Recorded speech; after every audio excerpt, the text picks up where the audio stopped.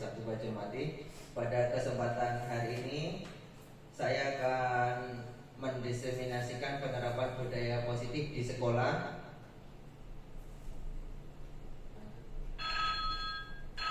Mari belajar bersama, berkolaborasi, saling mendukung demi mewujudkan disiplin positif di sekolah kita tercinta ini. Di mana konsep inti budaya positif yang pertama yaitu perubahan paradigma belajar, disiplin positif, kebutuhan dasar manusia, motivasi perilaku manusia, posisi kontrol, keyakinan kelas, dan segitiga restitusi. Jadi nanti kita belajar tentang paradigma baru, di mana pembelajaran dengan paradigma baru dirancang berdasarkan prinsip pembelajaran yang terdiferensiasi sehingga setiap siswa belajar sesuai dengan kebutuhan dari tahap perkembangannya untuk mewujudkan profil pelajar Pancasila sesuai di kurikulum Merdeka. Disiplin positif, disiplin berasal dari kata disiplina yang artinya belajar. Disiplin diri merupakan tanggung jawab terhadap apa yang dilakukan berdasarkan nilai-nilai yang diyakini.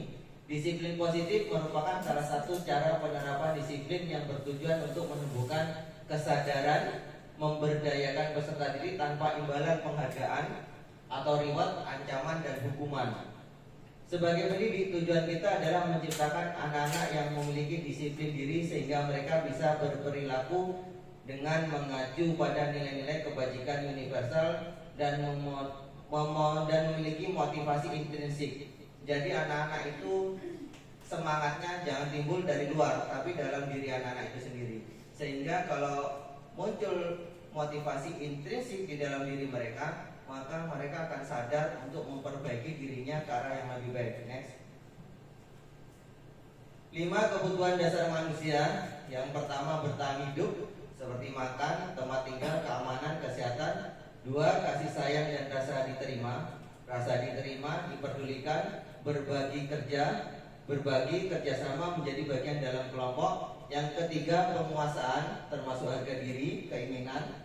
Selanjutnya keempat mandiri atau kebebasan, ya, memiliki pilihan, mencoba hal baru. 5 kesenangan. Jadi kebutuhan manusia itu ada 5 sebenarnya. Yang pertama bertahan hidup, yang tadi kasih sayang, penguasaan, kebebasan, dan kesenangan. Next.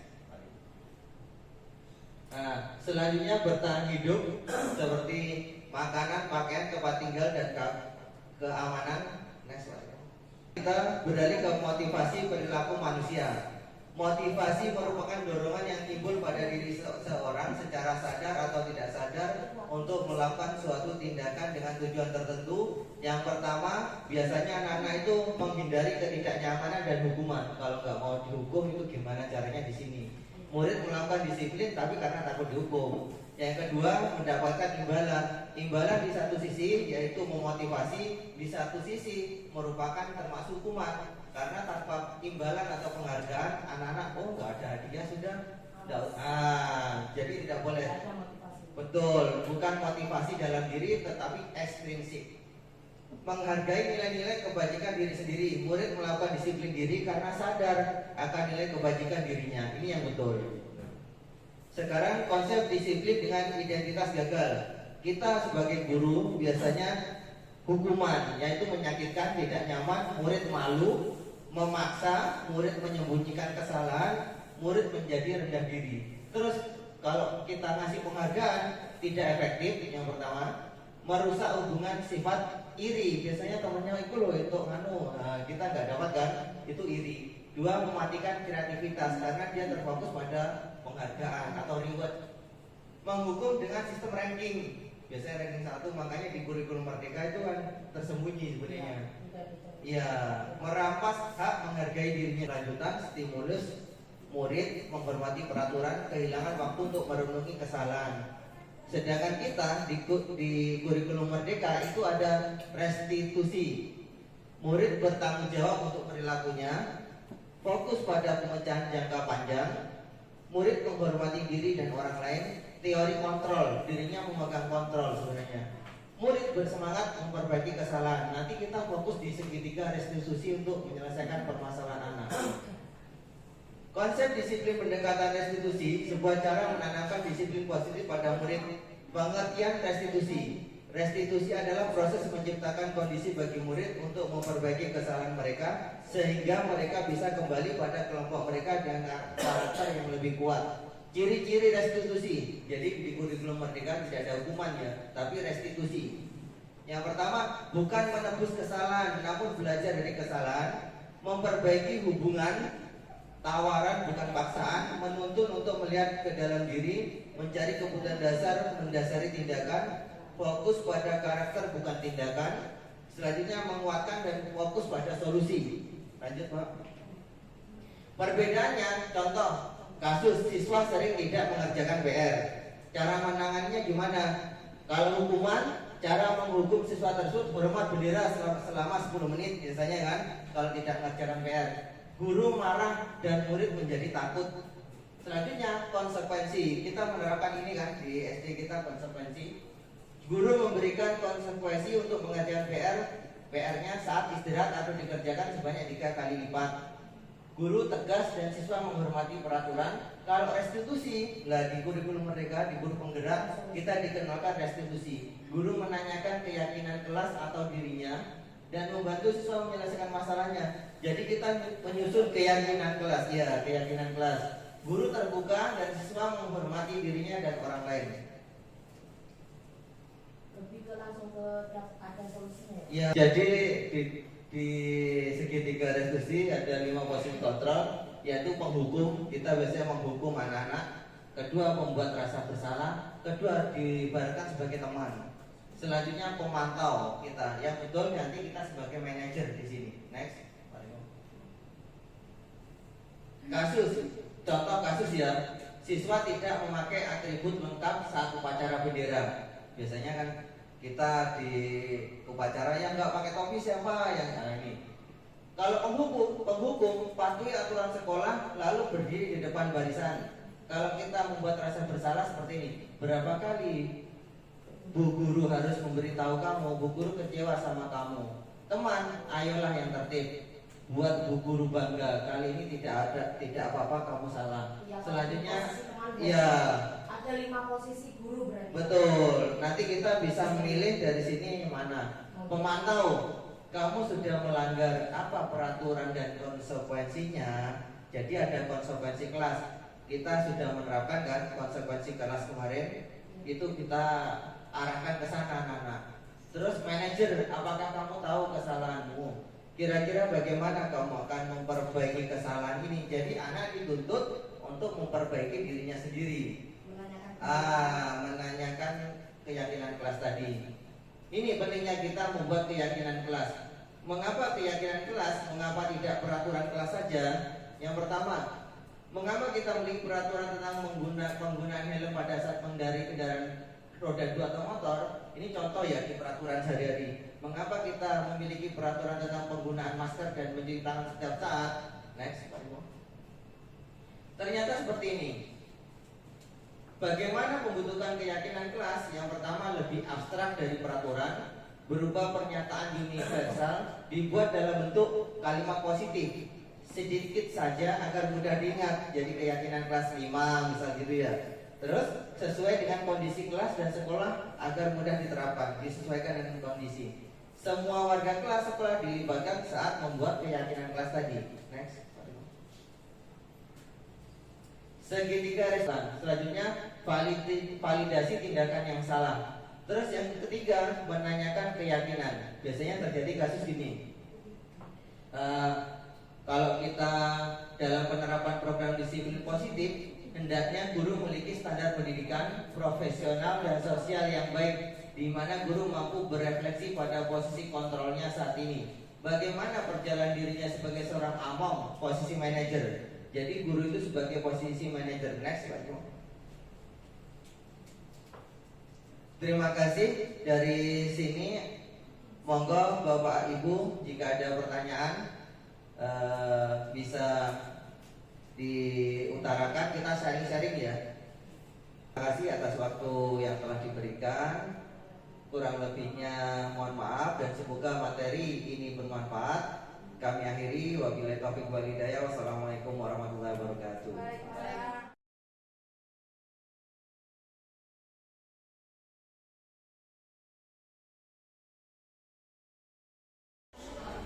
Assalamualaikum warahmatullahi wabarakatuh.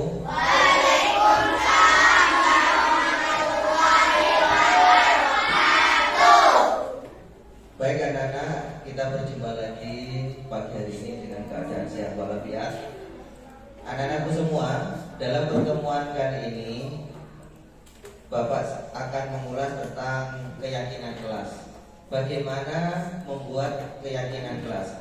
Keyakinan kelas yaitu hal-hal yang anak-anak yakini, yang nantinya anak-anak termotivasi dalam diri anak-anak sendiri. Keyakinan kelas berawal dari kesepakatan kelas dan peraturan, ya kan? Anak-anak ingin kelas anak-anak ini jadi seperti apa nantinya? Misal menjaga kebersihan, ya kan? Mengerjakan tugas tepat waktu, mengerjakan perintah dari bapak dan ibu guru, berbicara yang sopan. Terus apalagi semuanya yang anak-anak yakini dalam diri anak-anak, nanti kelas ini jadi seperti apa? Mengerti anak-anak ya? Dari sini apa ada yang ditanyakan? Kalau anak-anak kan kemarin biasanya mencatat hal-hal yang boleh dilakukan, hal-hal yang tidak boleh dilakukan, dan konsekuensinya kan kalau melanggar. Tapi sekarang Bapak ubah ke arah yang lebih positif, yaitu menjadi keyakinan. Seperti anak-anak ini kalau yakin, biasanya semuanya kan beragama Islam kan, ada rukun iman, yakin dengan adanya Tuhan yang Maha Esa. Begitu pula keyakinan kelas, anak-anak itu yakin kelas saya akan jadi kelas yang terbaik, yang unggul, ya kan? Misal gini, inginnya seperti apa? Belajar sambil bermain, nah, boleh ditulis saja sesuai keinginan anak-anak. Nanti keinginan anak-anak itu mengarah ke hal-hal yang positif. Habis ini Bapak akan membagikan sticky note.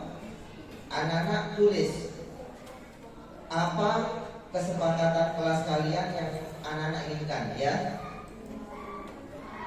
Jangan lupa tulis nama, setelah itu tempel di kertas plano atau kertas manila, ya. Baik, Bapak akan bagikan.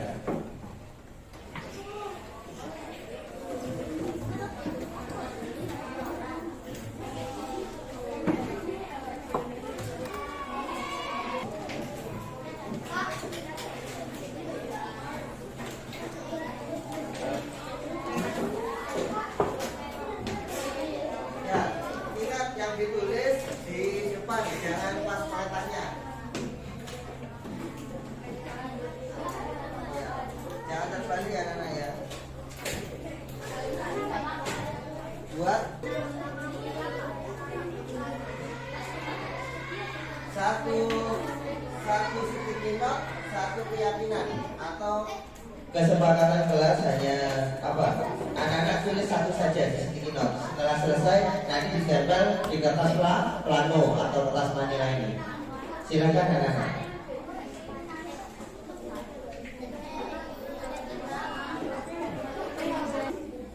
Boleh.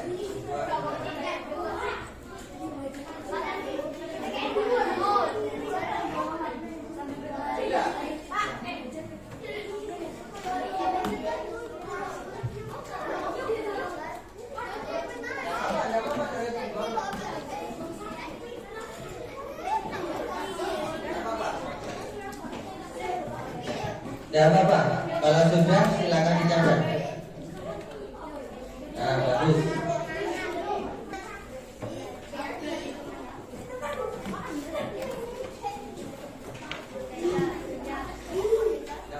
Dan saat disetep ya, dicoret boleh, dicoret. Antri, gantian satu persatu.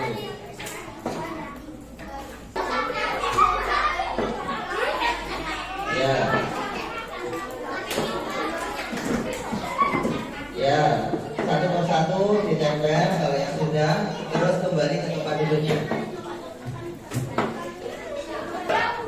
Sudah menempel apa-apa yang anak-anak inginkan untuk kelas anak-anak sendiri?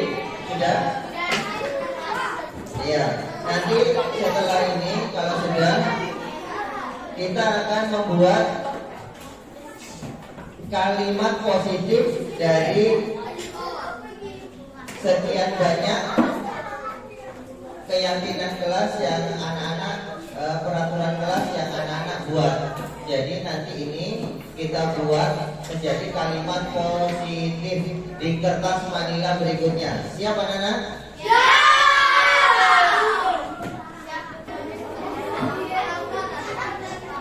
Baik anak-anak, Bapak akan bacakan hasil yang anak-anak tulis di papan yang pertama, di kertas manila yang pertama. Ini perhatikan, ini ada dari Aizar menulis sekolah menjadi bersih. Apa? Sekolah menjadi bersih. Jadi kita tuangkan dalam kalimat yang positif. Kalimat positif.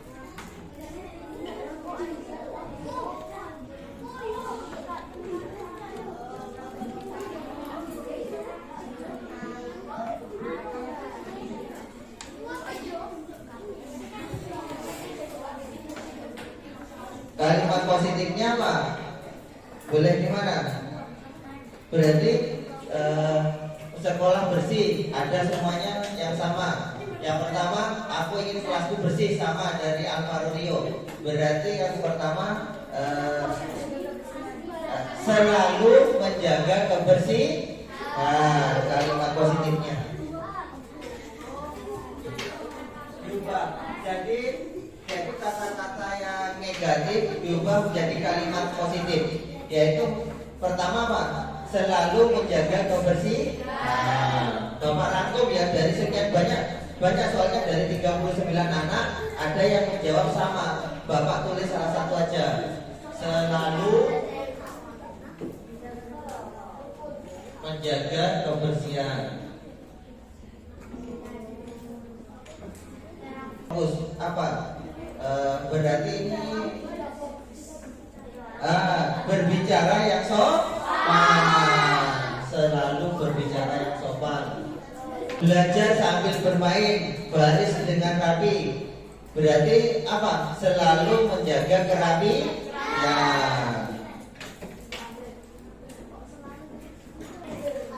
Terus ini belajar sambil bermain, ingin kelasku terasa nyaman. Berarti tadi masuk selalu menjaga kebersihan, menjaga kerapian. Sudah, selalu menjaga kebersihan, kerapian ada sudah. Menjadi rapi dan bersih sudah masuk, bersih, rapi. Kelas yang tidak berisik berarti selalu berbicara yang sopan. Boleh sambil bermain, tapi bermainnya sama pelajaran. Seperti yang pagi dulu itu, domino itu. Ya boleh. Berarti jadi apa? Peraturan kelas ya. Jadi peraturan kelas. Belajar sambil bermain. Senantiasa.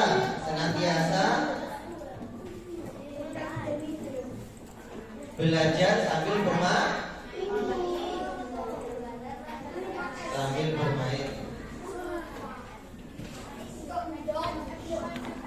Berarti ini apa?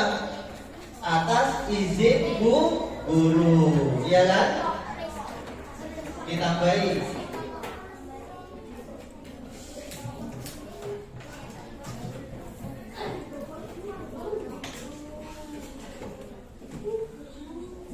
Dari sekian banyak, dari 39 setikino terangkum menjadi 5. 5 ini tertuang, nanti ada nilai-nilai kebajikan yang akan Bapak tuangkan dalam kertas plano berikutnya. Sebelum dan sesudah belajar, gimana? Termasuk keyakinan apa tidak?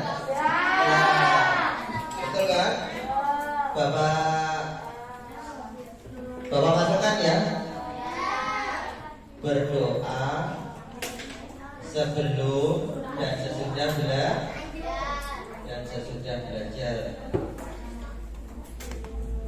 Ini penting ya. Anak-anak gak pemikiran tadi. Nah, sekarang kita tuangkan dalam nilai-nilai kebajikan. Nilai kebajikan. Kebajikan itu apa anak? Bernilai apa? Kebaikan. Bapak ganti dulu. Nih, nilai kebajikan. Sekarang dari sekian ini selalu menjaga kebersihan. Ini masuk apa ini? Tanggung jawab.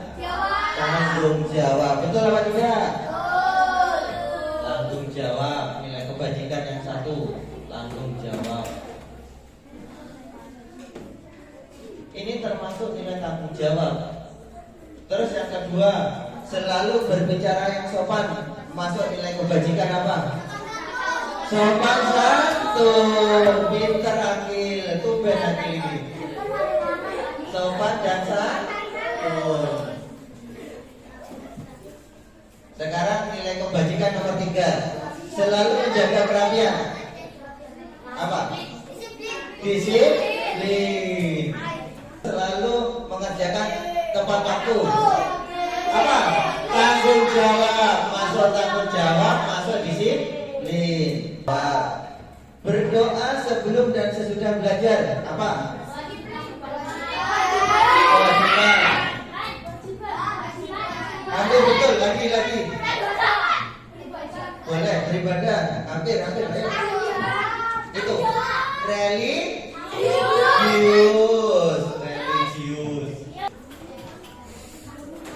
Kenapa kok dinamakan tabel T? Karena bentuknya T seperti ini.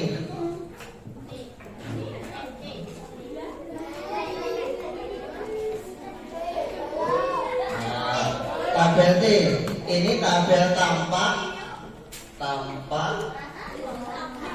tidak tampak. Misal gini, anak-anak kan yang pertama selalu menjaga kebersihan. Tanpa apa? Kelas bersih. Nah, dari ke satu dulu ya anak ya. Tidak tampak seperti apa? Kotor. Kelas kotor. Nah, itu yang kita yakini. Sekarang dari tabel T kita kuatkan ke tabel Y.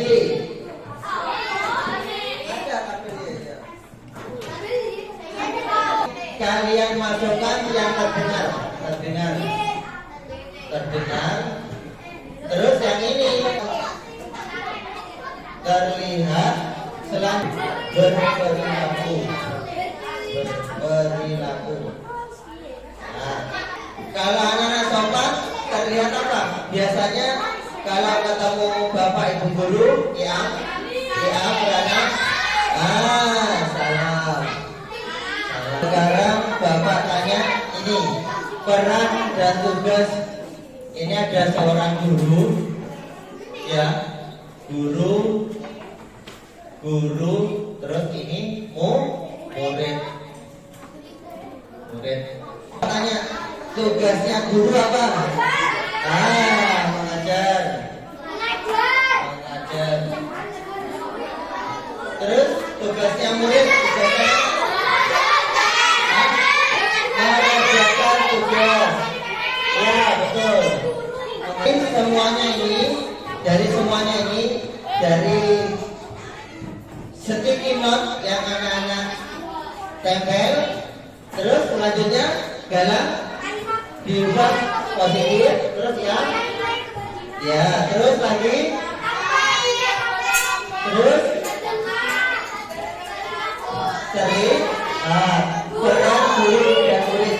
Gini anak, karena guru dan murid sama-sama ada yang sama di sini, menjalankan keyakinan kelas. Maka kita buat dari rangkaian ini, kita tulis keyakinan kelas yang kita maksud tadi di papan seperti ini, di papan panel. Kita susun keyakinan kelas yang anak-anak buat, dan ini ketika dicatat harus dijalankan diyakini ya keyakinan kelas.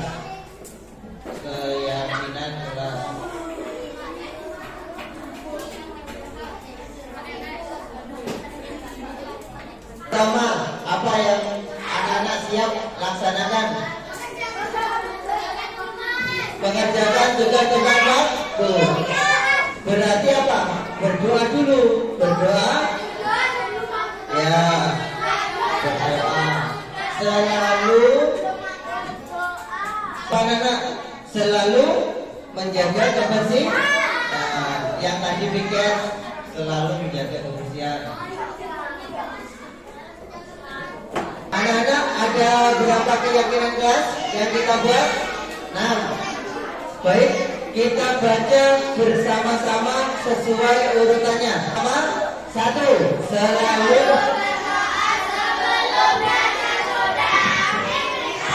Dua. Terima kasih. Itu keyakinan kelas yang harus kalian laksanakan. Anak-anak ketika akan melanggar peraturan, kembalilah ke keyakinan kelas kalian. Apa yang anak-anak yakini? Keyakinan kelas akan menjadi keyakinan sekolah. Keyakinan sekolah akan membuat SDN 1 Banyuwangi menjadi maju. Siap? Baik, setelah ini anak-anak resapi, dalami, tanamkan dalam hati untuk menjalankan keyakinan kelas. Sudah paham semua ya? Bapak akhiri, semoga pembelajaran hari ini bermanfaat. Bapak akhiri pembelajarannya. Wassalamualaikum warahmatullahi wabarakatuh.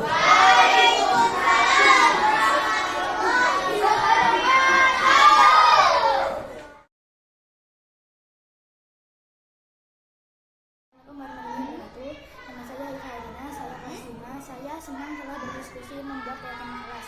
Semoga saya menjadi anak yang tanggung jawab dan disiplin. Sekian dari saya. Wassalamualaikum warahmatullahi wabarakatuh. Nama saya Eka Bima Octavia Cahyadi.